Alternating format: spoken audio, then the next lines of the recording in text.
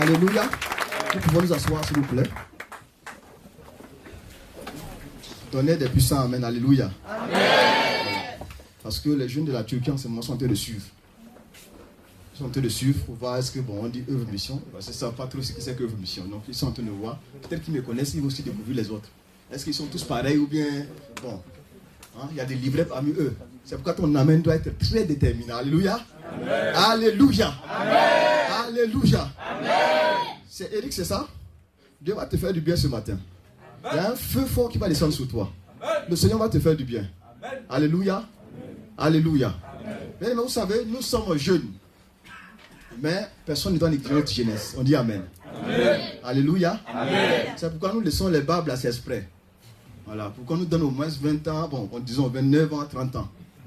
Alléluia. Amen. Souvent quand on voit que la personne a 23 ans comme nous, le message ne passe pas. Donc il faut un peu monter. C'est le supérieur qui bénit l'inférieur. Vous voyez un peu. Amen. Vous me comprenez? Donc quand on laisse les barbes comme ça, là, on nous met un peu dans une autorité là. Et le Seigneur fait des choses extraordinaires. Alléluia. Amen. Vous savez, l'onction aussi, pour avoir l'onction, il faut les barbes, hein, c'est important. Parce que la Bible dit, suivez. La Bible dit, quand l'huile descend de la tête d'Aaron là, ça descend sur les barbes, non? Bon, moi je pose la question, pour les frères qui n'ont pas les barbes, ça c'est pas ce qu'on va. C'est pour dire qu'il y a certains versets bibliques qui ne sont pas applicables à certains niveaux. Alléluia.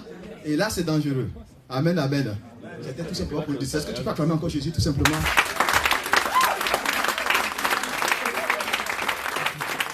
Amen. Nous prenons dans le livre de Jean 11, 35. Je sais que beaucoup connaissent ça. Jean 11, 35. Jean 11, 35. Ce n'est pas le message que je devais développer, mais c'est ce que le Saint-Esprit me communique en ce moment. Nous allons rapidement développer une pensée. Jean 11, 35. Lisons s'il vous plaît. Jean 11, le verset 35. Beaucoup connaissent. Qui a dit ça? Oui, allons aussi mon frère. Jésus pleura. Alléluia. Pourquoi Jésus a pleuré? Pourquoi? C'était à quelle occasion? Je suis à Ebomi, s'il vous plaît. Mais je là sont en train de suivre. Ils vont dire, mais même les petits versets bibliques, les petites informations de la Bible, ils disent non pas, c'est dangereux. Alléluia. Amen. Non, cette onde là, ôtez ça de ma tête, s'il vous plaît. Alléluia. Amen. Pourquoi Jésus a pleuré? À la mort de Lazare. Qui connaît l'histoire de Lazare?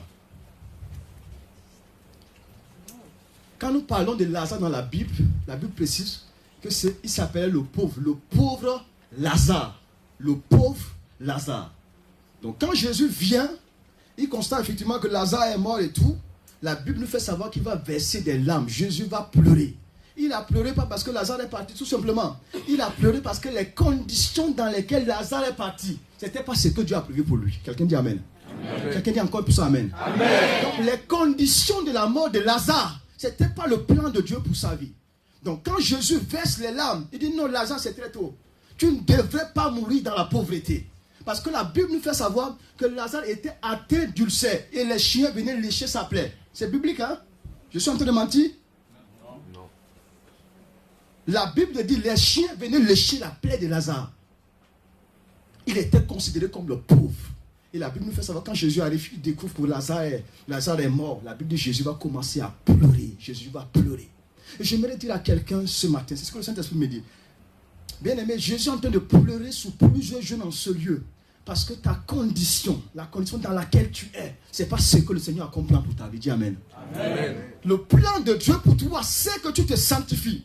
Mais à cause du simple fait que tu te retrouves dans la masturbation, Jésus est en train de pleurer, son cœur saigne pour toi. Il saigne parce que la condition dans laquelle tu es, ce n'est pas son plan pour ton âme. Jésus pleure parce que plusieurs sont dans la pornographie. Jésus pleure parce que plusieurs sont dans l'impudicité. Le cœur de Jésus saigne parce que tu ne le connais pas. Beaucoup sont dans l'église, mais Jésus pleure pour eux parce qu'ils n'ont pas une rencontre réelle avec la personne de Jésus. Il pleure pour toi. C'est dommage que quand nous arrivons à un programme comme celui-ci, beaucoup sont en train de rire. Jésus pleure, il pleure parce que tu ne le connais pas. Il pleure parce que ton cœur est loin de lui. Il pleure quand il regarde la jeunesse de la France. Il voit que plus on perd tout ce qui est de la présence de Dieu. Jésus pleure, son cœur saigne pour toi. Son cœur est en train de saigner. Récemment, j'étais en Pologne, parce que ça fait déjà sensiblement 3 mois que je suis là-bas. J'arrive en Pologne, et je vois que on nous a fait visiter des musées, un peu des églises, on nous a raconté un peu l'histoire de Jésus, et les Polonais prétendent même que Jésus est polonais à la base. Bon, vous dites, c'est un peu ça. Il faut voyager, c'est important. Hein? On dit Amen. Là, par moment même, voilà, il faut un peu d'argent là, tu te déplaces pour voir, pour découvrir. C'est très intéressant. Alléluia. Donc, nous sommes allés là-bas, dans les musées, ça fait découvrir des choses et tout. Et j'ai demandé d'aller dans une église quand même orthodoxe pour voir comment ça se passe là-bas. Mais je suis allé, j'ai été dessus. Et tout ce que le Saint-Esprit pouvait me dire, cette terre a besoin d'évangile. Parce que le cœur de Jésus était en train de saigner, de voir la Pologne aujourd'hui, qui a tout perdu de Dieu. C'est des gens que les aspects apparents de la religion, il n'y a plus rien.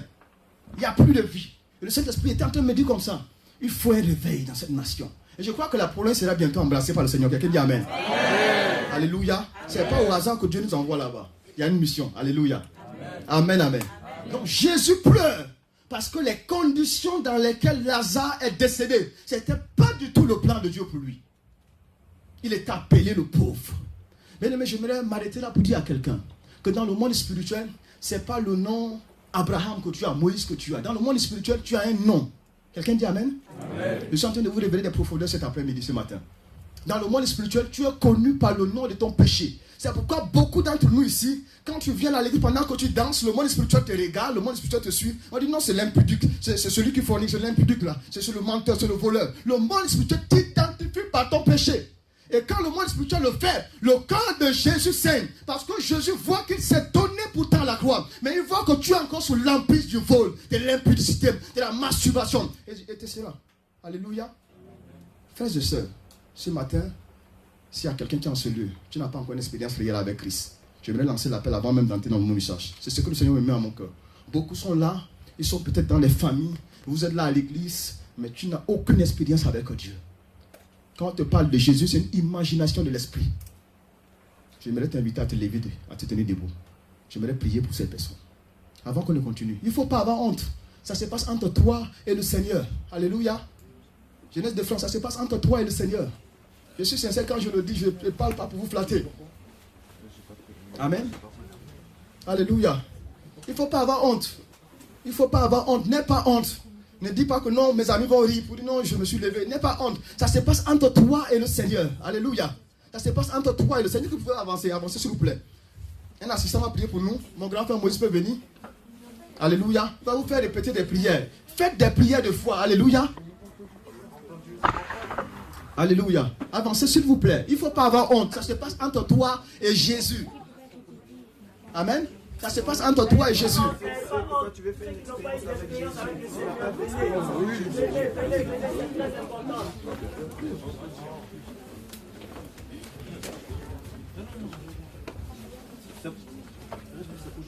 Il va prier pour vous ce matin. Alléluia. Il va prier pour vous. Et pendant qu'il vous fait répéter des prières, il ne faut pas répéter parce qu'il dit. Quand il le dit, ce n'est pas le Saint-Esprit qui le dit. C'est à toi maintenant de t'approprier de la chose en répétant de tout ton cœur, de toute ton âme. Le problème de l'église, c'est que beaucoup ont répété des prières, mais après ça, les vies restent la même. Parce que souvent, quand on répète, on ne le fait pas avec le cœur. Mais je vais t'inviter ce matin à répéter avec foi. Quand il dit un avec foi. Alléluia. Alléluia. Vous savez ce qui a permis en réalité à cette femme de saisir sa guérison? C'est parce qu'elle a touché Jésus, mais avec foi. C'est ce que la Bible ne précise pas. Elle a touché la Bible, elle a résolu dans son cœur. Si elle pouvait toucher le pan de Jésus, elle serait comment? Guérie. Et quand elle l'a fait, la guérison était systématique. Vous voulez être des jeunes enflammés pour le Seigneur? C'est possible. Alléluia. J'aurai le temps de vous rendre le témoignage, mais il va prier pour nous. Alléluia. Il faut répéter des prières. Il faut que Jésus soit établi. C'est pourquoi quand il dit Jésus soit établi dans mon cœur, dit Jésus soit établi dans mon cœur. Il faut le déclarer. C'est poussé par le Saint-Esprit qu'on va faire les choses ce matin. Alléluia. Alléluia. Amen. Que Dieu nous bénisse. Donc, les responsables a dit, on va prier ensemble. Vous allez répéter après moi. Donc, vous allez répéter avec votre cœur.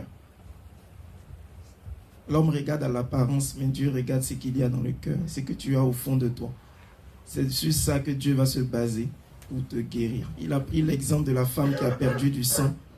Jésus n'a pas prié pour elle. Les responsables, quand ils prêchent sur ce verset, ça veut dire que la foule pressait Jésus.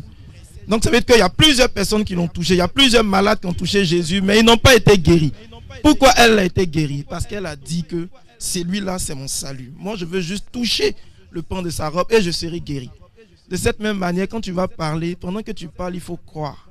Ceux qui étaient sur mon palier ce matin, on a dit qu'il fallait prier pour ce que tu voulais recevoir en ce matin ici. Il fallait prier par rapport à ça avant de venir ici. Donc quand tu seras en train de répéter après moi, Répète et parle avec foi. Ne répète pas parce que je suis en train de dire et tu répètes. Non. Mais quand je dis, tu répètes et tu crois. Il faut te convaincre au fond de toi de ce que tu es en train de dire. Et l'Esprit fera le reste. Nous allons fermer les yeux. Nous allons fermer les yeux. Ne me regardez pas. Votre esprit ne doit pas se balader. Ne pensez pas à autre chose et faites votre effort pour vous focaliser sur Jésus. Répétez intérieurement Jésus dans votre esprit. Répétez intérieurement Jésus dans votre esprit. Répétez intérieurement Jésus dans votre esprit. Répétez intérieurement Jésus dans votre esprit. Répétez intérieurement Jésus dans votre esprit. Parce que c'est ce qui va vous connecter à l'esprit. C'est ce qui va vous connecter à l'esprit. Ne laissez pas votre esprit voyager, mais répétez Jésus dans votre esprit. Répétez Jésus dans votre esprit. Répétez Jésus dans votre esprit. Répétez Jésus dans votre esprit. Merci, Esprit de Dieu. Merci, merci, merci, Dieu vivant. Vous allez répéter après moi, avec conviction. Avec conviction. J'insiste sur le terme conviction. Avec conviction. Saint-Esprit. Saint-Esprit. Saint-Esprit. Saint-Esprit. Je ne te connais pas encore. Je ne te connais pas encore. Je ne te connais pas encore. Je ne te connais pas encore. Mais aujourd'hui, comme la femme qui perdait du sang et qui a résolu en son cœur de toucher la robe de Jésus, et elle sera guérie, en ce matin, je résous en mon cœur. Je le dis avec foi. Je le dis avec conviction. Pendant que je suis en train de le dire, je crois que cela se réalise. Pendant que je suis en train de le dire, je crois que cela se réalise. Pendant que je suis en train de le dire, je crois fermement que cela se réalise. Je crois fermement que cela se réalise. Satan veut me distraire, mais je suis focalisé sur toi. Mes pensées veulent se balader, mais je reste focalisé sur toi. Mais je reste focalisé sur toi. Cette prière, je la dis avec conviction. Cette prière, je la dis avec détermination. Cette prière, je la dis avec foi. Cette prière, je la dis avec force.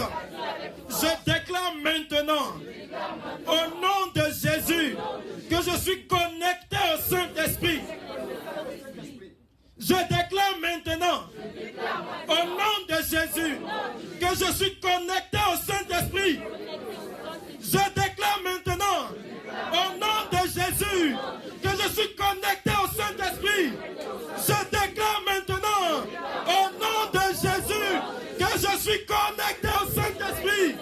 Je déclare maintenant que le Saint-Esprit habite dans mon cœur. Je déclare maintenant que Christ habite dans mon cœur par la foi. Que Christ habite dans mon cœur par la foi. Que Christ habite dans mon cœur par la foi. Je saisis cette parole par la foi, par la foi, par la foi, par la foi, par la foi, par la foi, par la foi, par la foi, par la foi, par la foi, par la foi. Je ne suis plus la même personne. Je ne suis plus la même personne. Ne répétez pas, mais je vais dire quelque chose. Je vais dire, je ne suis plus le même Moïse. Moi, je m'appelle Moïse. Quand je vais dire, toi, tu vas dire, je ne suis plus, et tu vas dire ton propre nom. Je vais dire, je ne suis plus le même Moïse, mais il ne faudrait pas dire, je ne suis plus le même Moïse. Il faut dire, tu t'appelles Océane, tu vas dire, je ne suis plus la même Océane. Si tu t'appelles Christ, tu vas dire, je ne suis plus le même Christ. Je ne suis plus le même Moïse. Je ne suis plus le même Moïse. Parce que je suis né de nouveau. Parce que je suis né de nouveau. Je suis une nouvelle personne. Christ m'a transformé. Christ m'a lavé. Christ m'a purifié. Je suis libéré de l'emprise du péché. Je suis libéré de l'emprise des démons. Je suis libéré de de l'emprise du péché. Je suis une nouvelle personne. Je suis une nouvelle personne. Je suis transformé. Je suis transformé. Je suis transformé. À la gloire de Jésus. À la gloire de Jésus.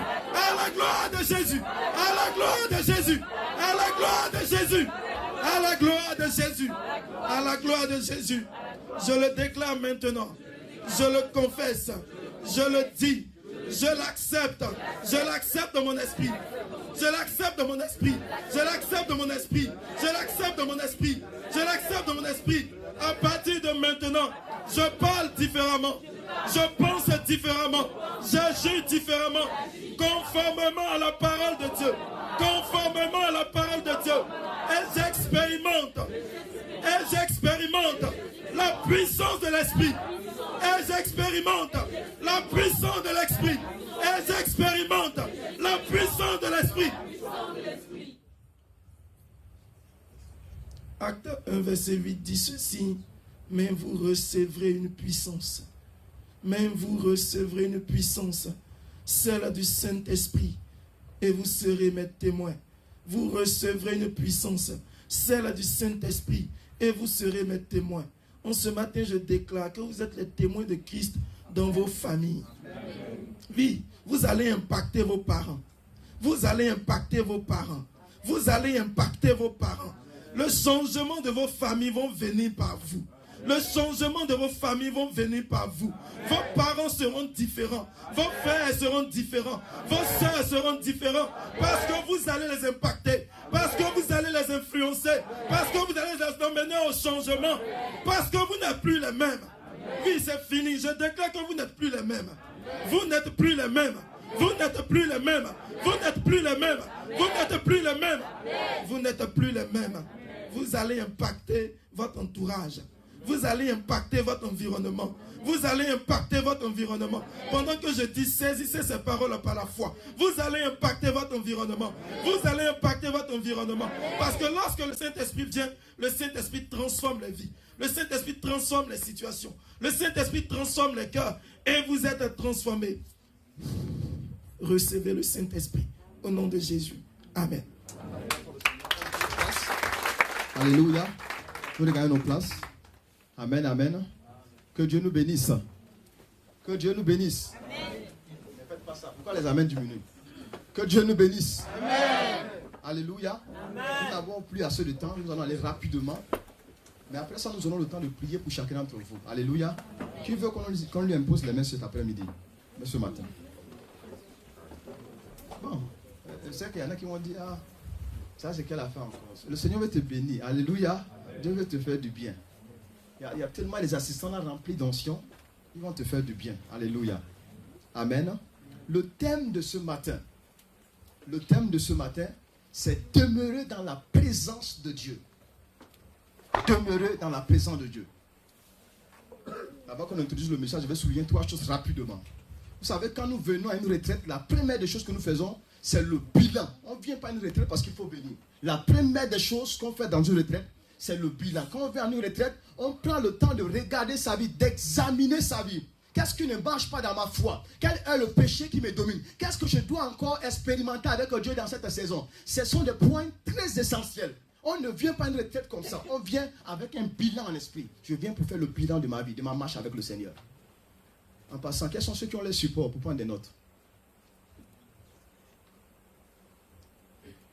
Bon, quelles sont les personnes qui n'en ont pas? C'est pas bien. On ne vient pas à une retraite comme ça. Parce qu'après avoir fait le bilan, la deuxième des choses qui va intervenir, c'est quoi? C'est recevoir des instructions de Dieu. Vous ne pouvez pas venir à la transfiguration sans un support pour prendre des notes. Ce n'est pas possible. Parce qu'on reçoit des instructions à la montagne de Dieu. Quand on vient, le Seigneur nous parle, il se révèle à nous. Donc il faut quand même quelque chose pour écrire. C'est pourquoi lui-même a inspiré les tablettes à Moïse pour écrire la loi. C'est très important. Donc quand on vient à une retraite, la deuxième des choses qu'on fait à une retraite, c'est quoi? C'est recevoir les instructions. Seigneur, par rapport à la nouvelle saison qui arrive, par rapport à l'année dans laquelle je suis, ce trimestre, ce semestre, quelle est ta pensée pour moi, pour mon foyer, pour mes études, pour ma famille, pour ma marche avec toi. C'est très essentiel. Alléluia. Et la dernière chose qui va se passer dans une retraite, c'est qu'on établit un plan d'action. Quand on finit de recevoir des instructions, qu'est-ce qui se passe? On établit un plan d'action. Est-ce que vous savez que même Dieu à la création a établi un plan d'action? C'est pourquoi la Bible fait savoir qu'il a travaillé en 6 jours, le 7e jour s'est reposé. C'est pour dire qu'il avait un plan d'action. Comment vous voulez avoir une vie chrétienne débordante de feu, une vie chrétienne remplie de grâce, si vous n'avez pas un plan d'action? C'est un point très important. Il faut établir un plan d'action. Quand nous sommes là, des retraites comme celle-ci, le Seigneur te donne sa pensée profonde. Et il faut établir un plan d'action. Je veux devenir tel dans tel mois qui arrive. Dans 6 mois, il faut que je sois à un certain niveau. Il faut que ma marche avec le Seigneur soit nettement mieux. Ce sont des points très essentiels pour la marche avec le Saint-Esprit. On dit Amen. Genèse de France, on dit Amen. Amen. Donc, demeurer dans la présence de Dieu. Quand nous lisons Exode 25, le verset 40, la Bible nous fait savoir que Dieu va parler à Moïse. Il lui dit ceci. Regarde et fais d'après le modèle qui t'est montré sur la montagne. On peut lire, un jeune nous lit ça. Un jeune, je ne demande pas au responsable, mais un jeune. Exode 25, le verset 40. Qu'est-ce qui est écrit? Exode 25, le verset 40. Nous partons rapidement. Exode 25, le verset 40. Allons-y.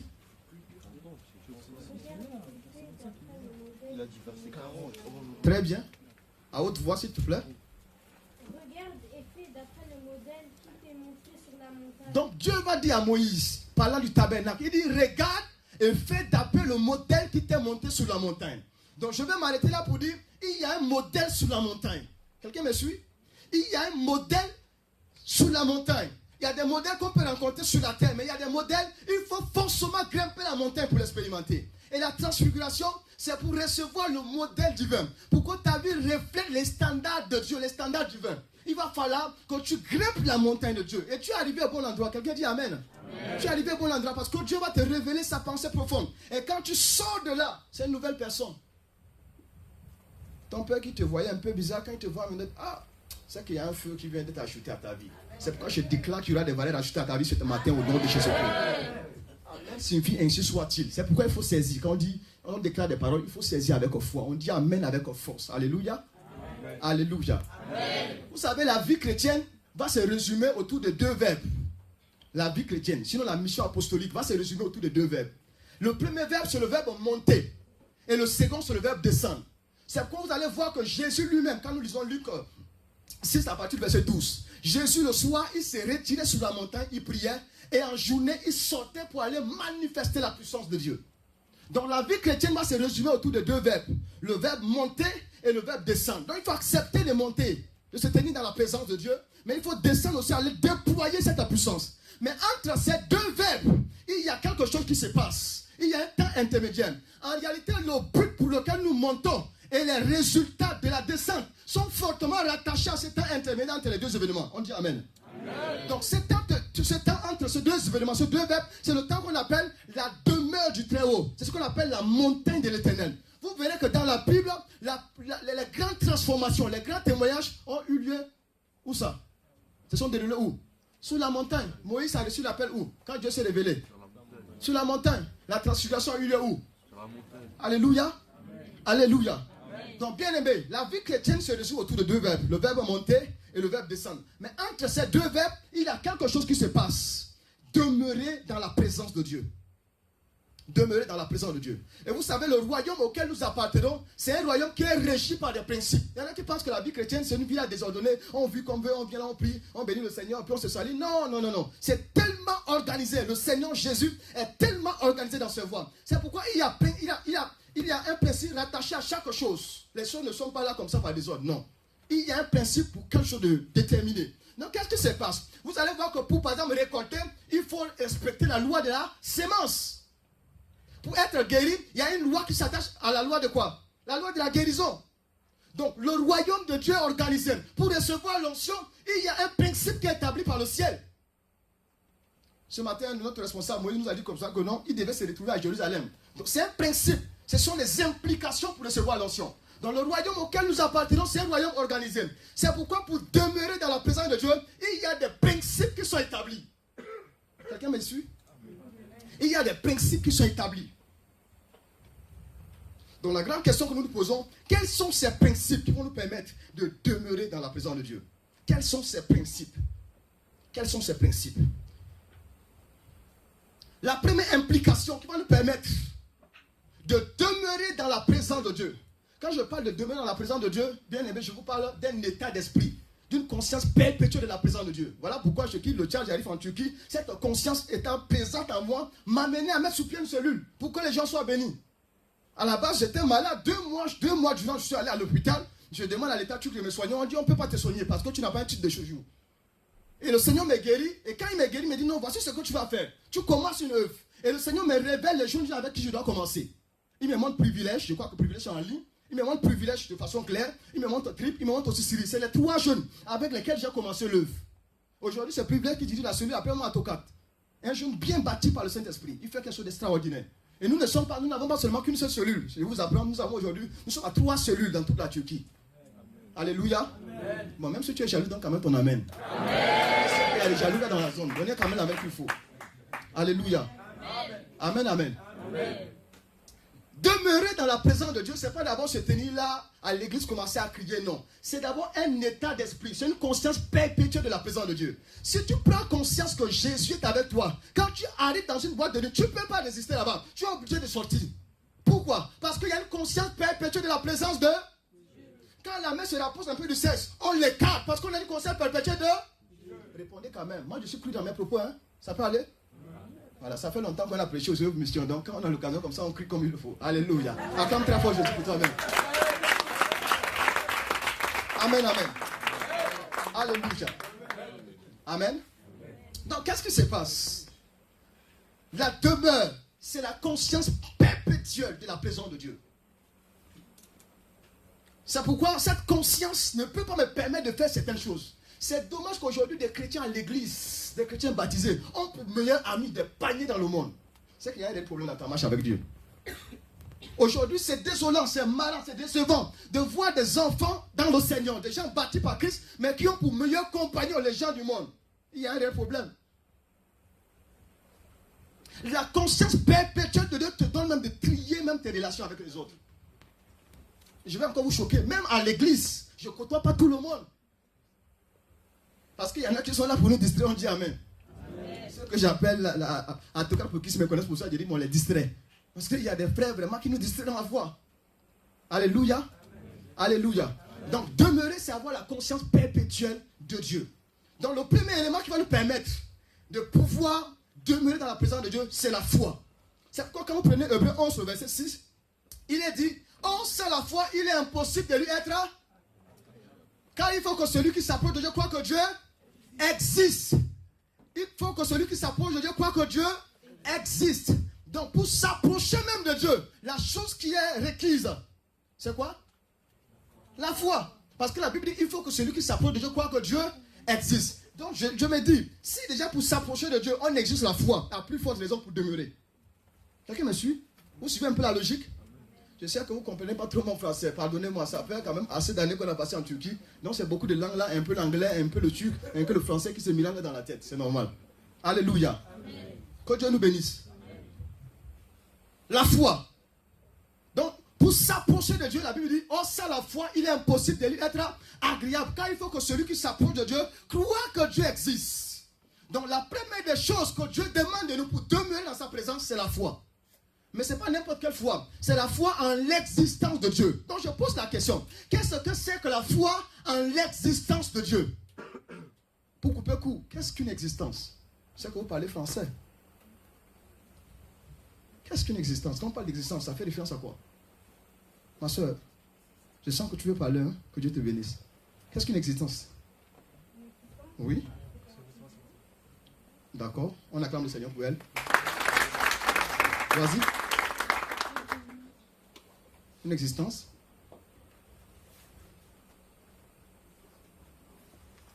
Non, tu vas parler. Hier, c'était hier, non? C'est hier, on t'a interrogé, elle n'a pas répondu. Aujourd'hui, tu ne réponds pas, c'est pas possible.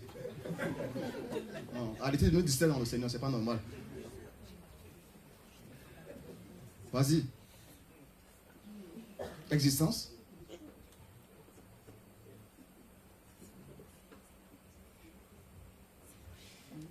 Bon, je vous apprends qu'on n'aura pas de pause. On dit Amen.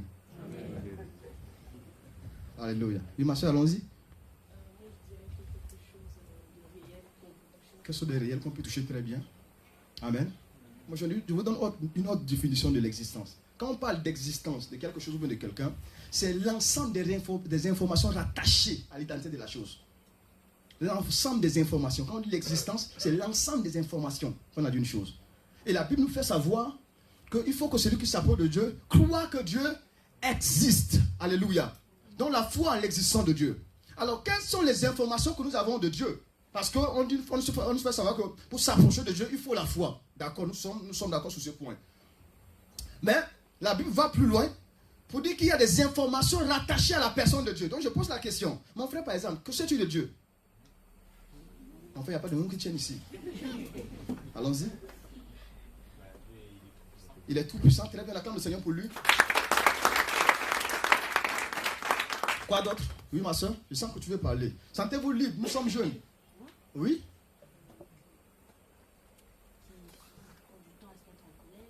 Comment?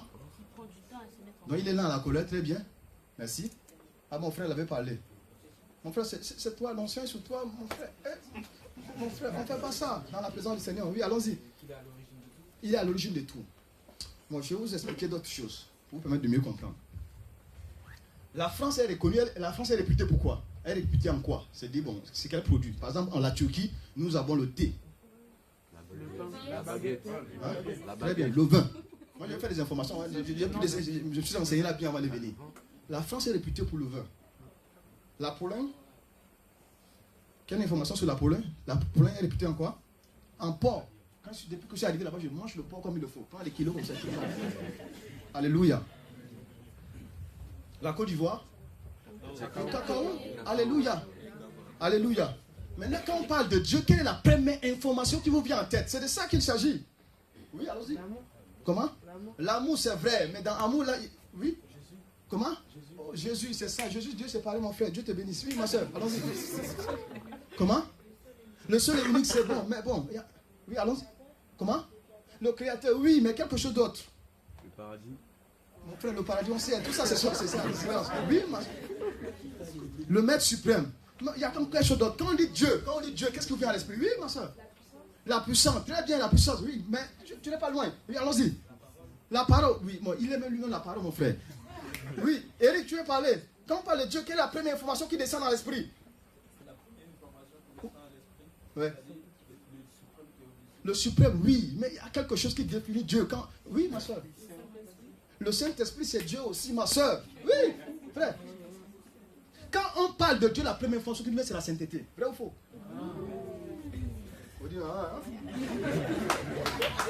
Alléluia.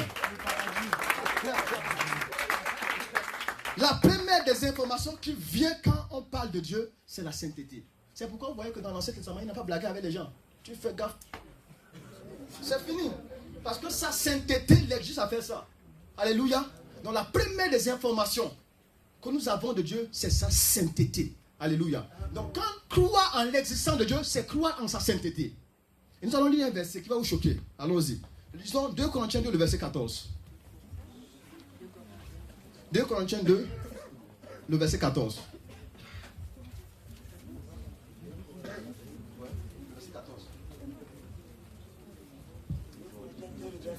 Oui, allons-y. Grâce soit rendue à Dieu, qui nous fait toujours triompher en Christ, et qui répand pour nous en tout lieu l'odeur de sa connaissance. Donc, très bien. La Bible dit, il répand par nous l'odeur de quoi? L'odeur de sa connaissance. La Bible dit, Dieu répand par nous l'odeur de sa connaissance. L'odeur de sa connaissance. Il répand par nous l'odeur de sa connaissance. C'est très important. Qu'est-ce que c'est qu'une connaissance? Comment?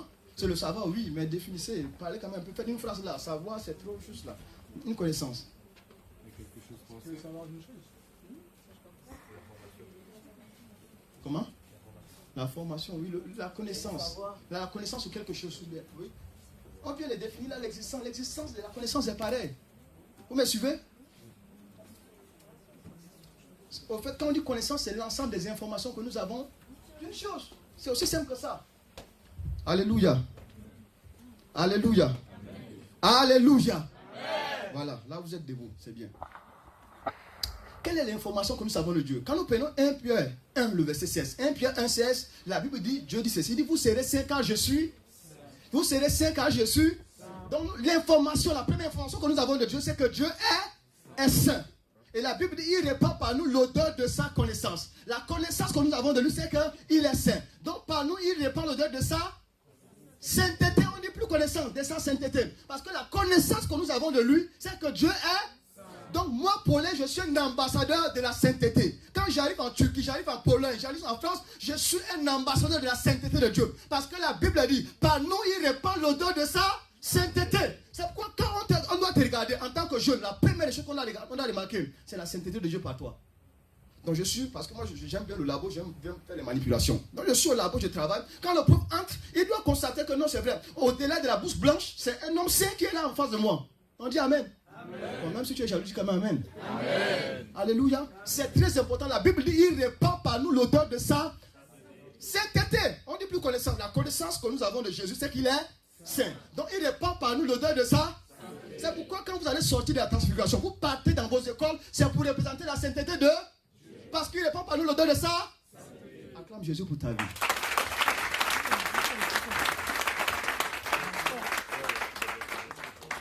La deuxième des choses qui va permettre aux chrétiens de demeurer dans la présence de Dieu, c'est la prière. Je vais m'arrêter là parce que je ne vais pas développer les autres aspects. On doit prier. Amen. La prière. Lisons Matthieu 21, le verset 13. Matthieu 21, le verset 13. J'avais voulu vous parler de l'onction un peu, vous casser un peu certains principes.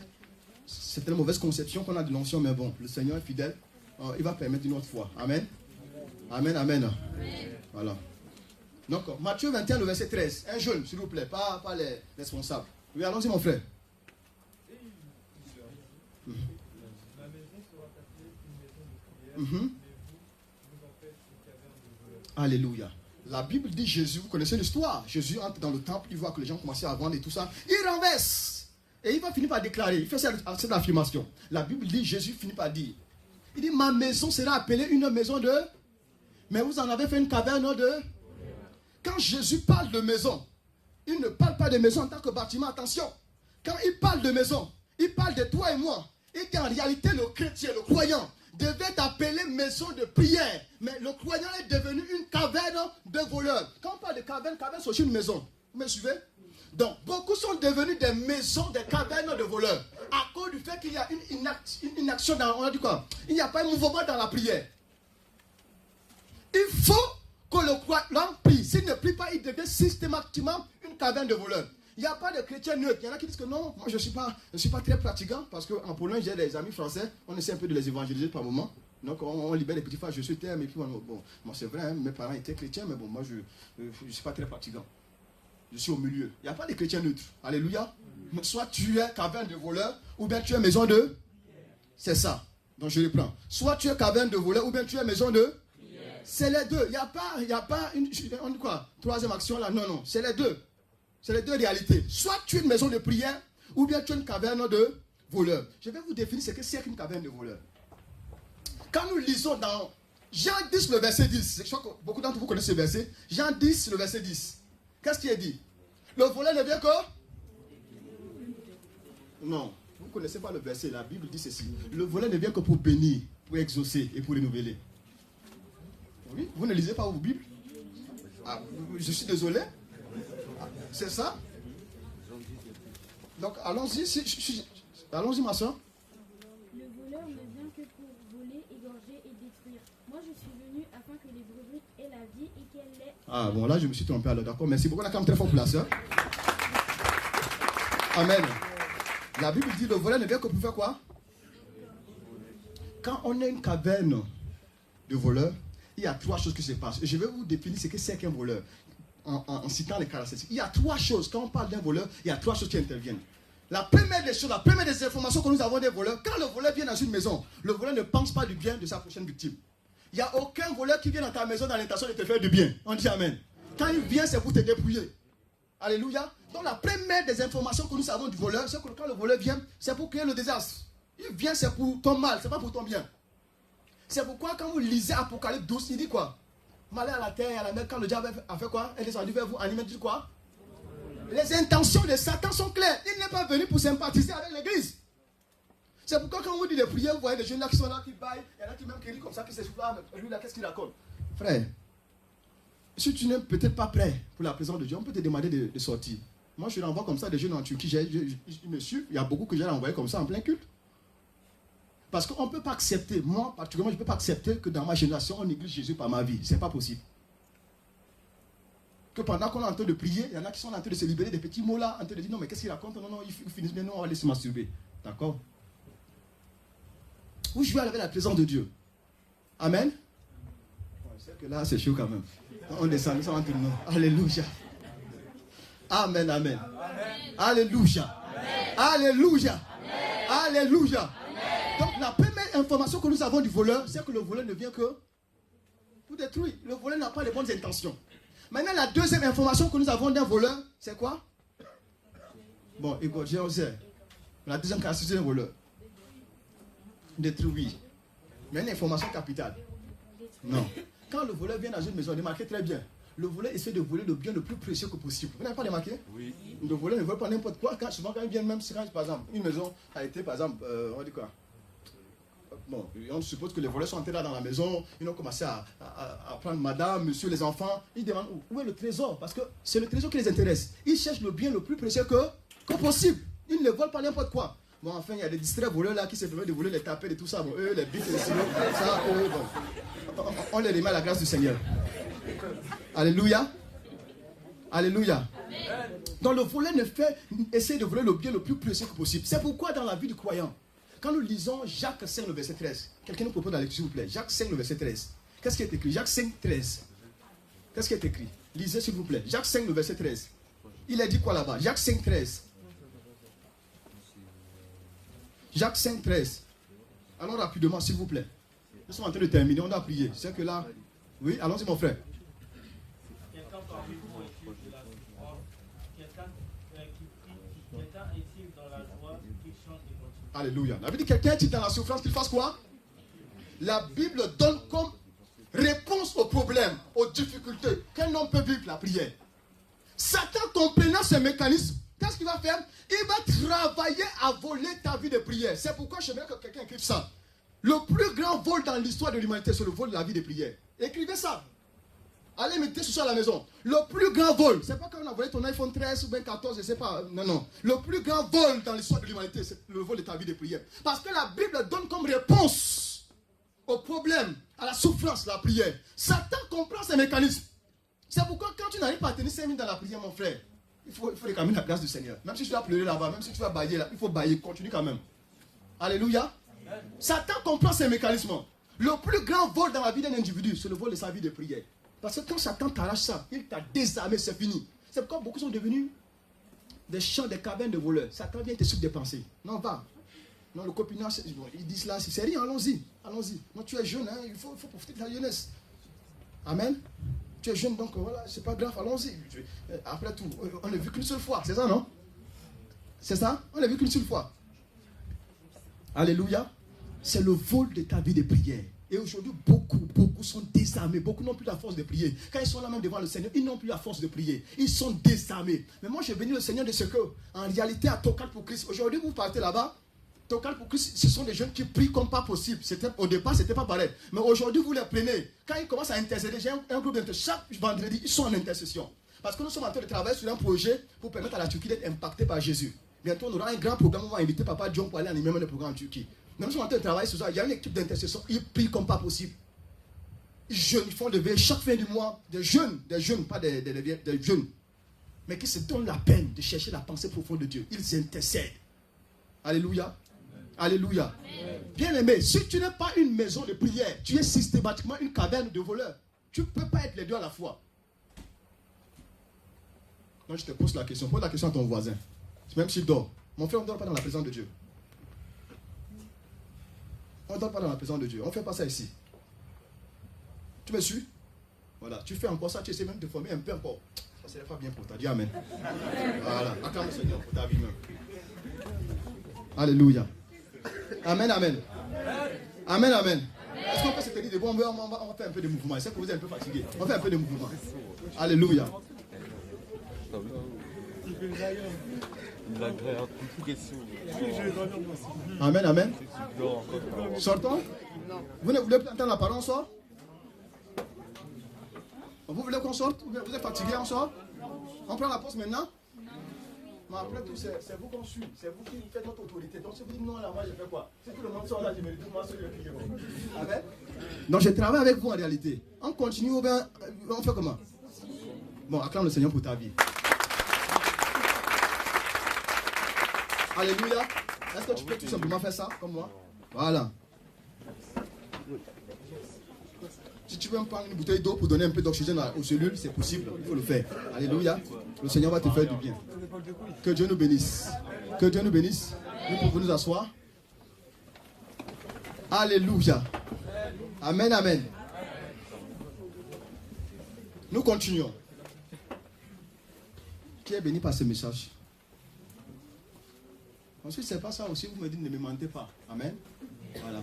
Moi j'aime les gens qui sont francs dans leur façon de faire. Si le message ne te fait aucun bien, tu me dis, ah, là tu prêches, mais bon, c'est déjà vu, on a déjà expérimenté ça. Tu me dis, ça ne me frustre pas au fait. Alléluia. Amen, amen. Amen. Voilà. Donc, je disais comme ça que le plus grand vol dans la vie d'un individu, c'est quoi? Le vol de sa vie de prière. C'est pourquoi il y aura une forte onction de prière qui va descendre sur toi cet après-midi. Et je vous dis, je suis de la France, je vous dis ceci. Prie jusqu'à ce que tu sentes les forces quitter tes entrailles. Vous me suivez? Quand tu seras sur le point de perdre tes forces, tu vas voir que le Saint-Esprit va renouveler. Alléluia. C'est pourquoi quand on crie là, les gens voient que non, on crie là parce que non, il a très bien mangé le matin. C'est pas ça, non. En réalité, c'est que la prière fait dans la vie du croyant. La prière est capable de prendre quelqu'un de timide. Moi, j'étais bien timide, je ne pouvais pas parler aux gens comme ça là. Mais c'est une aussi des missions de la prière dans la vie du croyant. Quand quelqu'un devient une maison de prière, c'est pas possible que tu sois timide. C'est pourquoi toi qui étais peureux, parce que tu deviens un homme de prière, tu affrontes maintenant. Tu ne recules plus. C'est ce que Dieu va faire avec la jeunesse de la femme. Dis Amen. Je prie qu'une forte tension de prière tombe sur vous au nom de Jésus-Christ. Je prie que vos vies de prière soient restaurées au nom de Jésus-Christ. Je prie que vous soyez debout pour le Seigneur au nom de Jésus-Christ. Je prie qu'il y ait régénération et transformation au nom de Jésus-Christ. Le Seigneur va le faire. Nous aurons le temps de prier. Amen. Dieu va renouveler plusieurs dans la vie de prière. Même dans vos familles, le feu sera allumé. Amen. Dans vos écoles, le feu de la prière sera allumé. C'est ce que le ciel va faire avec vous. Et la dernière information que nous avons du voleur, parce qu'on sait que le voleur ne vole que le bien le plus précieux, la dernière information, c'est que quand le voleur intervient, il vient au moment opportun. Généralement, quand on voit le vol, on pense à la nuit, c'est ça? Parce que la nuit est vraiment opportun pour eux. C'est dans la nuit que les gens se permettent de voler, parce qu'ils savent que là, au moins, les gens dorment, les gens sont distraits. Donc, quand le voleur intervient, il intervient au moment où sa prochaine victime est vraiment distraite. La victime ne suit pas trop le mouvement. C'est comme ça que ça se passe. Et regardez, qu'est-ce qui se passe? Vous connaissez la parabole des livrets? La Bible dit que les hommes étaient en train de faire quoi? De dormir. Quand la personne est venue faire quoi? L'ennemi est venu semer quoi? Livrer. Il n'a pas semé ça à n'importe quel moment de la journée. La Bible nous fait savoir que c'est au moment où il dormait. Et je vais dire à quelqu'un que Satan va agir sur la base de ton ignorance. Dis Amen. Écris ça. C'est des révélations qu'on donne. Même si tu ne comprends pas, écris quand même. Amen. Le Saint-Esprit est assez fidèle pour te révéler des profondeurs. Alléluia. Donc le voleur agit au moment où la victime est distraite. Et je venais de dire que... Qu'est-ce que je venais de dire? Les jeunes sont là? Le démon agit lorsque la victime est distraite. Distraite, oui. Mais je venais de donner une révélation là. J'ai dit d'écrire. Comment, Eric? Satan agit à la base de notre... C'est pourquoi Dieu lui-même va dire, mon peuple périt parce qu'il lui manque là. Dieu sait ça. Satan connaît aussi ses principes. C'est pourquoi vous allez voir que Jésus va sortir de la présence de Dieu. Quand il sort de là, Satan savait qu'il venait de la prière. C'est un homme de feu. Il savait que non, là, il est bien bâti.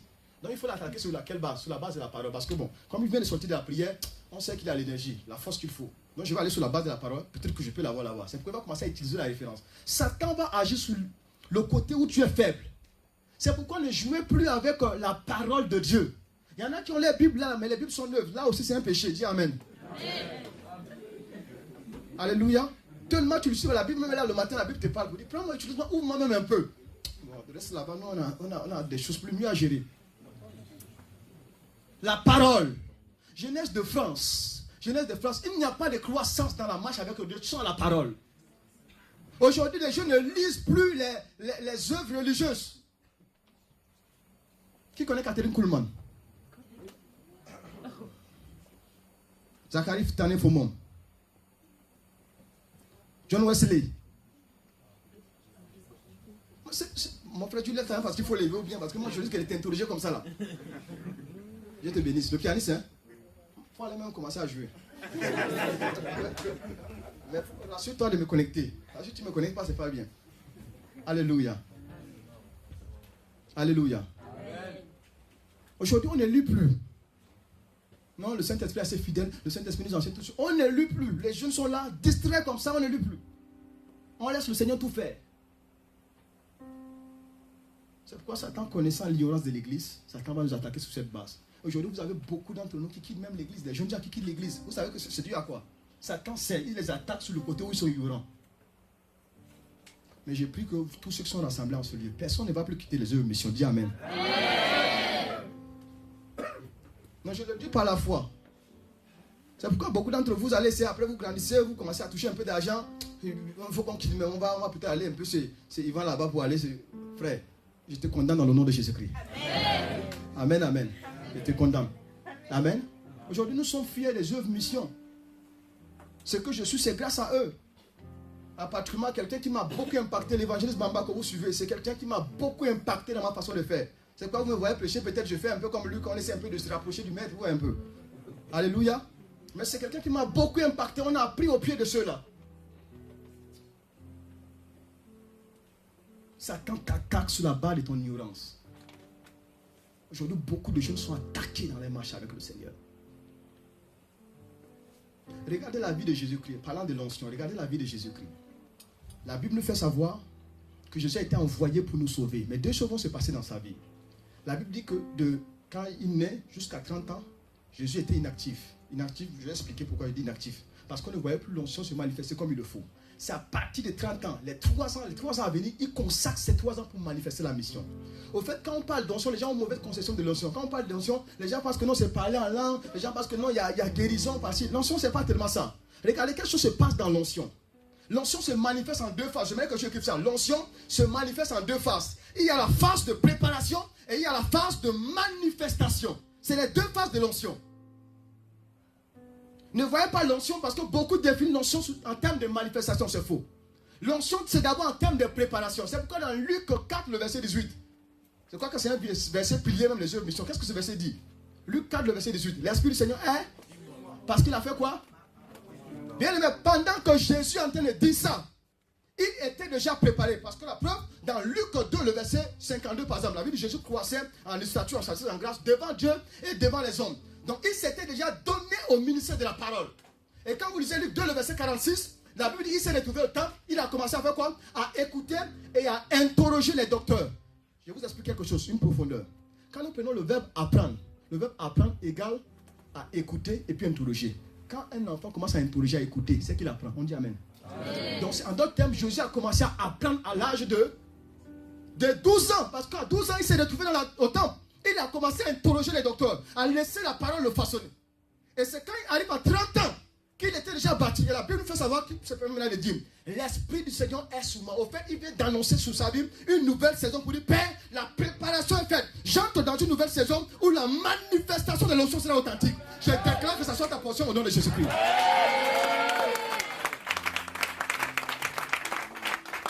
Personne ne te négligera à cause de ton âge. Je dis bien, personne ne te négligera à cause de ton âge. Parce qu'il faut laisser la parole te préparer. C'est dans ce temps-là, bien aimé, où tu n'es pas vu. Quand tu es dans l'onction de la préparation, tu n'es pas vu. L'assistant Léopold, il dit quoi? Il va programmer les autres. Tu interviens à la chair. Toi, on ne te programme jamais. Non, ne te plains pas. Tu es dans l'onction de la préparation. Alléluia. Amen. Tu es dans l'onction de la préparation. Moi, je suis arrivé aux œuvres de mission. Je suis la seule personne qui s'est convertie aux œuvres de mission. Mes parents aujourd'hui ne sont pas aux œuvres de mission. Je suis la seule personne. Donc quand j'arrive, il y avait déjà une structure qui était là, des assistants qui étaient bien avant moi et tout. Donc si je devais vraiment être assistant, imaginez que c'est un combat. Non, disons-nous la vérité. Parce que les gars sont nés à l'église. Toi tu viens d'arriver, on va te céder les places. Nos présidents en Afrique, là, qu'est-ce qu'ils font? Est-ce que c'est comme ça? Acclame Jésus pour ta vie.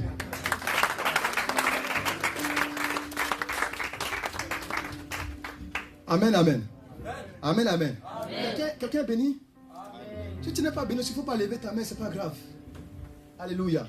Parce que les minutes qui vont venir, la prière dans laquelle nous allons entrer, Je ne vais pas voir quelqu'un bailler comme ça. Non, non. Tu bailles, on te fait sortir là, la sécurité. On va faire sortir. Et puis il y en a aussi, quand on les parle, ils jouent au sérieux, ils se disent, nous les gars comme ça méchamment. Non, tu ne vas pas nous effrayer. On va te faire sortir là-bas.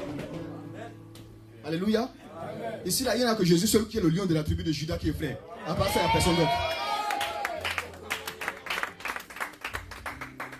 Amen, amen. Amen. Alléluia. Amen. Alléluia. Amen. Alléluia. L'onction de la préparation. C'est dans ce temps que Dieu te prépare. Moi, j'aimerais commencer à rendre des témoignages comme ça liés à la Turquie. Mais je sont en ligne. Des témoignages de guérison parce que j'ai ma cousine, Koura, qui était comme ça là, aveuglée par des esprits. Elle avait tissé des alliances avec le monde des esprits des eaux. Et elle se retrouve en classe pendant qu'elle est en train de composer, je crois. Et dans son témoignage, on nous fait savoir comme ça qu'elle voyait les esprits. Parce qu'elle cause avec les esprits. C'est pas comme si non, elle cause avec les esprits. Donc elle voit des esprits comme ça passer sous son regard. Passer. Et au fur et à mesure que les esprits passaient, sa vue a commencé à s'affaiblir. Et c'est comme ça qu'elle a été systématiquement aveuglée. On l'envoie à l'hôpital, on sait, le médecin dit non, ça c'est pas possible. Ça c'est gâté. Quand on voit là, il n'y a plus même rien. C'est gâté, les yeux là sont gâtés. C'est pas possible qu'elle recouvre encore la vue. Ma tante m'appelle, tard dans la nuit, je me l'appelle. En ce moment, je crois qu'on préparait même le bac. Elle m'appelle comme ça. Ah, fils, là, ta soeur, là où elle est là, c'est compliqué. On l'a envoyé à l'hôpital parce que voici ce qu'elle a vécu, tout. On arrive là-bas. On est bon, d'accord, pas de problème. Le Seigneur c'est fidèle. On commence à prier pour elle. Elle commence à nous expliquer la réalité liée aux esprits. Elle dit non, j'ai contacté ça quand j'étais enfant et tout ça, depuis le village, c'était un peu ça. Donc quand je suis arrivé en ville, c'est le même esprit-là. En réalité, cette fille, elle a commencé à avoir des copains. Et comme elle était mariée au monde des esprits, elle était mariée, c'est difficile pour l'esprit d'admettre qu'elle a un copain. C'est à cause de ça qu'on a aveuglé ça. Parce qu'on lui a dit plusieurs fois, il faut parler là-bas, elle est allée. On dit bon d'accord, on va fermer tes yeux là, c'est avec quels yeux tu vas regarder le gars. C'est comme ça qu'elle a été aveuglée systématiquement. C'était fini. Mais gloire soit rendue à Jésus. Et je veux dire à un jeune homme, à une jeune fille que gloire soit rendue à Jésus parce qu'il est présent. Et c'est comme ça qu'on prie pour elle. Comme un clin d'œil, pape, ses yeux s'ouvrent. Elle dit, je vois, elle commence à crier. Je vois. Ce jour-là, on a profité en même temps pour évangéliser toute la famille de la tante. On a parlé de Jésus. On a révélé la puissance de Jésus. Sans oublier que dans le quartier où j'étais, on commençait à m'appeler pasteur. J'avais 17 ans. On commençait à m'appeler pasteur dans le sens où je faisais la délivrance comme il le fallait. Quand il y a des petits esprits, des jeunes filles qui manifestent là, on sert l'esprit rapidement. On ne parle pas de temps. J'appelais ça mangement. Donc je dis ça c'est un mangement, on prend ça comme ça, l'esprit de Dieu, c'est parti, on libère. Donc c'était un peu ce qu'on faisait. Jusqu'à ce que Dieu me fait la grâce. Je vous dis la vérité, Dieu me fait la grâce. Une députée a quitté le sud du Tchad. Elle arrive, elle était malade. Et comme mon père est infirmier, papa vient donc pour prélever le sang. Papa c'est un peu de prélever. Donc elle dit, ah, quand je vois ma maladie, c'est pas naturel. Ma maladie a une source spirituelle. Est-ce qu'il y a quelqu'un là dans la zone qui peut prier pour moi? Papa dit, ah non, je sais pas, il y a mon fils même à la maison. Lui, il peut faire quelque chose pour toi. Au fait, papa ne prie pas aux œuvres, missions, mais il croit à mon ministère. Amen. Vous voyez un peu la différence? Parce que souvent, il faut être... On nous dit souvent que les bonnes de même signe font quoi? Se repoussent. Mais en Dieu, c'est pas ça. C'est les bonnes de même signe qui s'attirent. Parce que il dit quoi? Vous serez 5 ans, moi je suis. Donc il existe une compatibilité entre nous et lui. Alléluia. Amen. Le Seigneur n'est pas dans ce qu'on apprend à l'école. Hein. C'est plus que ça. On dit Amen. Alléluia. Amen. Amen. Donc qu'est-ce qui se passe? Papa prélève la dame et puis bon. Elle explique le problème. Papa fait appel. Il dit, fils, voici ce qui se passe. La députée, là, elle est arrivée, tout. Et voilà. Là, elle dit que son mal a une source vraiment spirituelle, donc il faut prier pour elle. Je suis allé, on a prié pour la dame. Parce que sa peau avait commencé à se dessécher. On a prié comme ça pour elle. Le Seigneur a commencé à restaurer sa peau là. Automatiquement, elle était restaurée très bien. Et qu'est-ce qui se passe? Elle a rendu le témoignage à quelques-uns des députés. Là, ils se sont retrouvés 3 députés. Et puis m'a fait appel. Je vous dis, moi, à l'âge de 17 ans, j'ai eu la grâce de prêcher dans la classe des députés. Amen.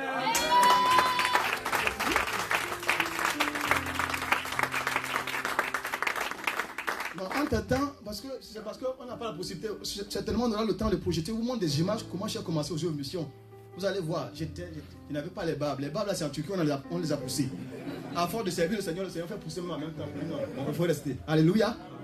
Amen. Mais 17 ans, j'étais vraiment chétif avec les cheveux comme ça là, bien, c'est bizarre, mais bon. L'ancien était là, c'était la différence. On faisait des longs mois, à 17 ans, les gens faisaient les 2 mois de jeûne comme ça, où la ceinture tu attaches même ça descend, mais le Seigneur était avec nous. Alléluia. C'est ce que le Seigneur a fait. Le Seigneur m'a fait la grâce comme ça dans la classe des députés. J'ai prêché. Et la dame en question me dit, bon, quand je vais retourner au sud, je vais te faire venir. Tu vas faire 1 mois chez moi. Chose qui n'a pas eu lieu parce que plus tard le Seigneur m'a dit, non, tu ne vas pas y aller. Donc j'ai laissé tomber. Sans oublier le fait que non, on te remet d'argent, tout ça là, on a laissé tomber à cause du Seigneur. Parce qu'il y avait aussi un esprit de corruption qui était là derrière. Et puis moi, je deviens maintenant le petit prophète qui vient dans les familles pour aller prier dans la famille des députés. C'est ce que je ne voulais pas être. Alléluia. Alléluia. Amen. Alléluia. Amen. C'est possible avec toi aussi. Dis Amen. Amen. Eric, c'est possible avec toi. Amen. Et je priais, le Seigneur m'a montré. Amen. Le Seigneur m'a parlé de toi. Tu seras utilisé. Amen. Amen. Ne néglige pas ce qui est en toi. Aujourd'hui, tu cries, ils vont te crier là, ils pensent que non, tu es en train de... Il faut continuer. Amen. Amen. Tu as une notion de la préparation. Quand le temps va arriver, c'est plus le même Eric là. Amen. Je vous prends le témoignage comme ça des grands hommes de Dieu que moi, aujourd'hui, j'ai la grâce de Dieu de rencontrer des grands hommes de Dieu par le simple petit ministère de la Turquie là. J'ai la possibilité, j'ai été visité par les grands hommes du Gabon, du Congo. J'ai des contacts. Mais c'est le Seigneur qui le fait. Alléluia. C'est le Seigneur qui le fait. Ces hommes de Dieu qui prient pour moi, nous sommes oubliés que récemment, j'ai eu la grâce de rencontrer Papa Dieu même. Et puis quand Papa pose ses mains comme ça sur toi, c'est comme vous avez dit la speed, c'est ça? Vitesse dans le Seigneur. Alléluia. C'est pourquoi je suis dans une nouvelle saison de ma vie. Alléluia. Là, je suis très dangereux dans le Seigneur. On acclame très fort Jésus.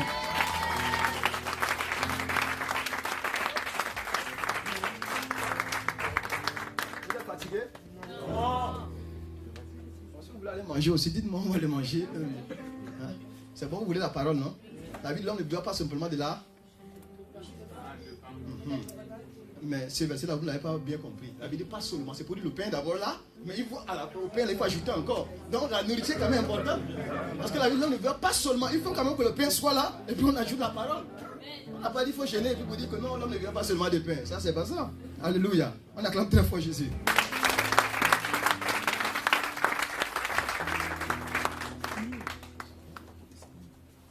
Je suis en train de conclure mon message, parlant de la discipline. La discipline, c'est très important.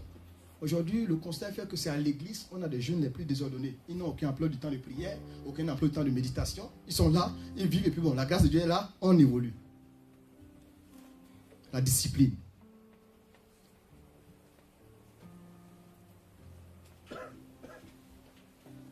Vous pensez que l'ancien, c'est une affaire de une minute, paf, et puis ton histoire change? Non, frère. C'est un processus. Pourquoi j'arrive là, vous prêchez, et puis vous êtes là, vous acclamez le Seigneur, vous êtes content, vous êtes béni, vous oubliez même de manger, vous êtes là, vous continuez, vous pensez que non, ça se fait naturellement. Non, c'est le temps de travail. Je me rappelle comment, quand on arrive aux œuvres missions, les combats qu'on a connus au départ, avec les frères et sœurs, et tout ça, on a connu ces difficultés. Au moment où tu viens même pour intercéder, parce qu'en temps, moi j'avais vraiment honte de mon nez, franchement dit. Donc, quand le programme à l'intercession, je faisais l'intercession et tournais le dos aux gens. Et dit, vous allez prier le Seigneur bien. Je ne pouvais pas regarder les gens à cause de mon nez. Parce que les frères qui étaient dans l'interne, ils se moquaient tellement de mon nez. C'est après que, plus tard, le Seigneur fait la grâce. Une sœur me raconte, et puis non, toi tu as un nez français, c'est extraordinaire, ton nez est très beau. Le Seigneur m'a délivré comme ça à partir de ce jour. Maintenant, quand moi j'arrive, devant vous là, je suis fier de ce nez. Alléluia. Amen, amen. Amen. Alléluia. Dieu nous bénisse. Donc, bien aimé, c'était des temps de combat. Je me rappelle qu'il y a des moments où j'ai décédé comme ça, à cause du fait que j'ai tourné dans le dos, les responsables m'ont arraché le micro en pleine intercession.